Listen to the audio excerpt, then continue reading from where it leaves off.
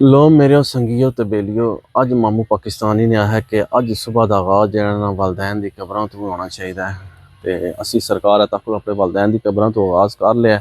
सुबह सुबह आके दुआ मंगी दी है। एक बड़ा ही दिल के उपर ना दिमाग दिल के उपर एक सरूर कैफियत की ऐसी तारी हो जाती है दुआ मंग के कि बंदा पता चलता रब के कुरब विच आ गया। वालदैन की आगोश में जिले आओगे ना तो फिर समझो अल्लाह के कुरब च आ गए हो। तो इत्थे दुआ मंगी दी है, दिल में बड़ा ही सुकून मिलता है। तो बस एक अजीब जिहा जिहड़ा ना कैफो सरूर आ जाता, कसम लै लो जिदा अल्फाज ही नहीं अदा करने वास्ते कि ये मेरे उपर केड़ा ऐसा सरूर और कैफियत तारी होंदी है।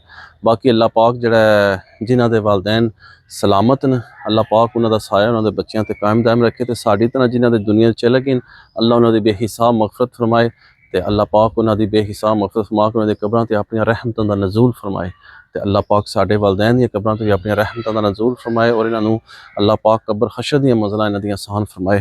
तो दोस्तों बस यही जे समाचार सुबह का आगाज़ किया, सोचा अज इत्थों जो है ना वीडियो का आगाज़ किया जाए तो संगियां दिखाया जाए। देखो शहर खामोशा जगह जी लगाने की दुनिया नहीं है, ये इबरत की जा है तमाशा नहीं है, जहाँ में है इबरत के हर सू नमूने, जो अंधा किया तुझको रंग बू ने। एक बस मेरा पैगाम जे दोस्तों संगियो, एक दिन मर जाना आखिर मौत है, एक दिन मर जाना आखिर मौत है। समझ लगी जे मरन तो पहला कबर तैयारी कर लो। तो अल्लाह पाक सानू सब नू कबर की तैयारी करने तौफीक अता फरमाए। तो संगियो बेलियो दुआवां याद रखो, इस अलावा मेरे को फिलहाल कोई अल्फाज नहीं है। तो बस अपनी दुआवां च मैनू याद रखो। लव यू हो गया।